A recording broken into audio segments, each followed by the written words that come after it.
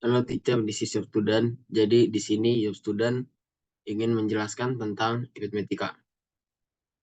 Tetapi sebelum kita masuk penjelasan, izinkan saya untuk memperkenalkan diri. Perkenalkan, nama saya Ruslan Dulu Peter Syahaan.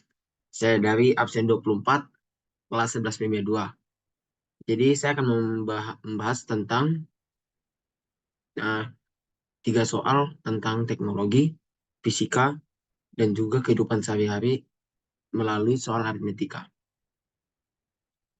Jadi topik diskusi kita ada aritmetika dalam fisika, aritmetika dalam teknologi, aritmetika di dalam kehidupan sehari-hari. Topik yang pertama adalah aritmetika di dalam fisika. Berikut soal yang sudah saya buat dan saya sudah membuat penjelasan untuk menjawabnya. Pertanyaannya, sebuah partikel bergerak dengan kecepatan konstan sepanjang sumbu X positif. Pada saat T sama dengan 0, partikel tersebut berada di posisi X sama dengan 2 meter. Dengan kecepatan awal itu, atau V0, 2 meter per second. Setiap detiknya, partikel tersebut mengalami percepatan sebesar A sama dengan 3 meter per second kuadrat. Pertanyaan pertama, tentukan persamaan posisi partikel sebagai fungsi waktu xt. Dan juga pertanyaan kedua, hitung jarak total yang ditempuh partikel setelah T sama dengan 6 detik.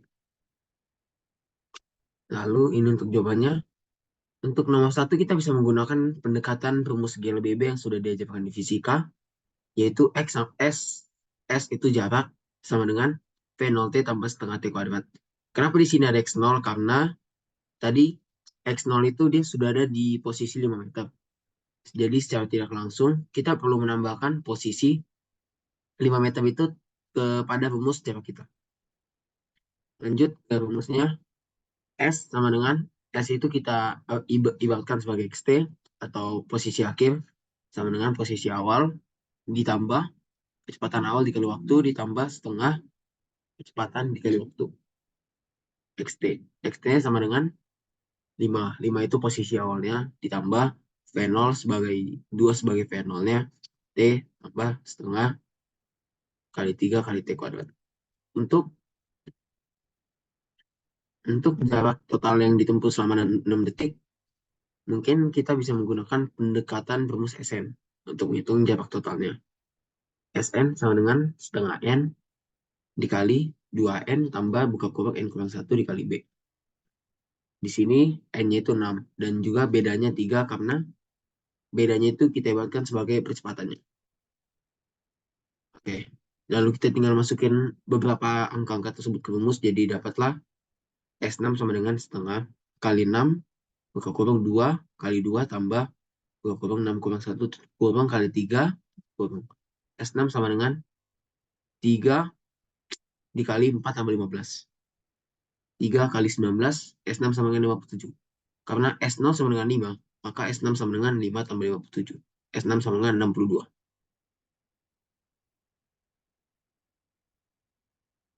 Lalu lanjut kita ke topik yang kedua. Aritmetika di dalam teknologi. Jadi pertanyaannya itu adalah sebuah perusahaan teknologi merancang suatu rangkaian prosesor canggih. Pada tahun pertama, mereka merilis prosesor dengan kecepatan clock 3 GHz setiap tahun. Mereka meningkatkan kecepatan clock sebesar 200 MHz. Jadi pertanyaannya ada dua. Tentukan kecepatan clock pada tahun yang ke-6 dan juga jika prosesor pertama kali dirilis pada tahun 2010, tentukan tahun ketika kecepatan clock mencapai ataupun melebihi 5 GHz. Langsung gas kita jawab. Jadi untuk jawaban pertanyaan pertama kita bisa menggunakan rumus UN sama dengan A ditambah N kurang 1 dikali B. Ya, jadi karena A-nya itu ada di 3 GHz, jadi A-nya 3 ditambah N-nya 6 kurang 1 dikali bedanya itu tadi 200 MB ya. Jadi 0,2 GHz. Jadi kita masukkan angkanya A sama dengan 3 tambah 6 kurang 1 kali 0,2. 3 tambah 5 kali 0,2 sama dengan 3 tambah 1. Jadi kecepatan clock pada tahun yang ke-6 itu ada di angka 4 GHz. Lalu untuk menjawab pertanyaan yang kedua, pada tahun berapakah kecepatan clock itu mencapai ataupun melebihi 5 GHz. Kita bisa menggunakan pendekatan rumus AN yang tadi sama seperti di atas. Tapi di sini kita tidak bikin sama dengan berapa, tapi melebihi ataupun sama dengan 5. Jadi tinggal kita masukkan 3 tambah N-nya, karena kita belum tahu, tetap kita masukkan N. 3 buka kurung N kurang 1 kali 0,2 lebih besar sama dengan 5. N kurang 1 dikali 0,2, N kurang 1 buka kurung kali 0,2 lebih besar sama dengan 2. Maka nanti N lebih besar atau sama dengan 11. Jadi kecepatan clock itu akan mencapai ataupun melebihi 5 GHz pada tahun yang ke-11. Atau dia nanti ditambah dengan tahunnya ditambah tahun 2010. Jadi 2010 11 tahun setelah itu ada di tahun 2020. Lalu lanjutlah kita ke pertanyaan yang ketiga, aritmatika di dalam kehidupan sehari-hari. Pertanyaannya itu, seorang siswa sedang mempersiapkan diri untuk ujian. Pada hari yang pertama, dia belajar selama 1 jam.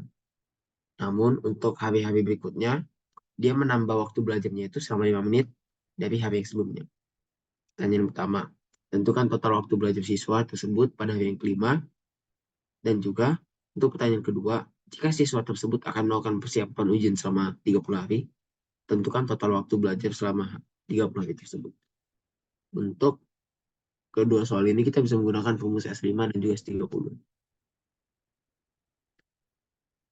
Oke, total waktu belajar pada hari yang kelima. AN sama dengan A1 tambah N kurang 1 kali B. A5 atau variabel kelima sama dengan 1 tambah N-nya 5 kurang 1 dikali, karena bedanya 5 menit artinya jadi 5 per 60. Nanti A5 sama dengan 1 tambah 4 kali 5 per 60. A5 sama dengan 1 tambah 20 per 60. Maka nanti A5 sama dengan 1 per 3 jam atau 4 per 3 jam. Atau 1 jam 20 menit.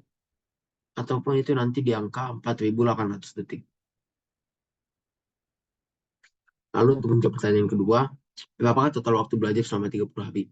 Jadi untuk menentukan itu kita perlu mengetahui berapa lama ia belajar pada hari yang ke-30. Kita bisa menggunakan rumus AN untuk mencari A30.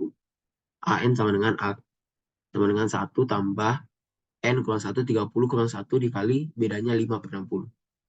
Maka A30 sama dengan 1 tambah 29 kali 5 per 60. Nanti hasil akhirnya sama dengan 41 per 12 jam.